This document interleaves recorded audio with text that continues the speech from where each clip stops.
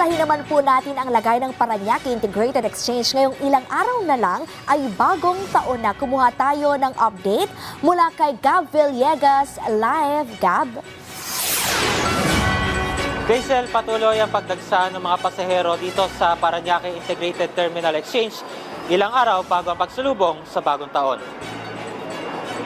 Isa ang pasaherong si Teresa sa mga nag-aabang na masasakyang pauwi ng San Narciso, Quezon. Para sa kanya, ayon sa kanya, 1 oras na silang naghihintay na masasakyan pauwi sa kanilang probinsya. Si Nanay Teresa may New Year's wish para sa taong 2025.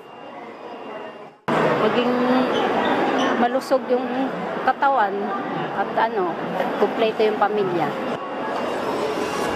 Ang pasahero naman si Richard, noong nakaraang araw pa sana sila nakauwi ng kanilang probinsya dahil nasira ang kanilang sasakyan. May New Year's wish naman si Richard para sa bayan. Ang maganda sana, yung maganda pamalakad ng gobyerno natin na tumataas yung sahod ng mga empleyado at saka bigyan naman ng pagkakataon yung mga mahirap na magkakaroon ng magandang kinabukasan. Si Nanay Evelyn naman na pauwi na San Jose Occidental, Mindoro, mamaya namang hapon ng kanyang biyahe.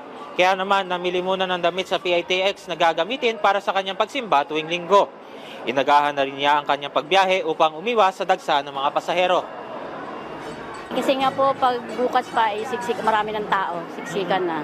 Mahirap nang umuwi.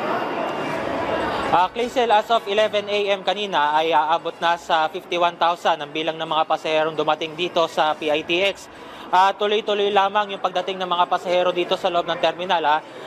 Nananatili ring mahigpit ang seguridad na ipinapatupad dito sa loob ng terminal kung saan ang mga pasaherong dumarating ay sumasailalim sa security check, kung saan ay tinitignan ng mga security guards yung kanilang mga bag bago sila makapasok dito sa loob ng terminal. At yan muna latest, balik sa iyo, Clazel. Maraming salamat, Gab Villegas.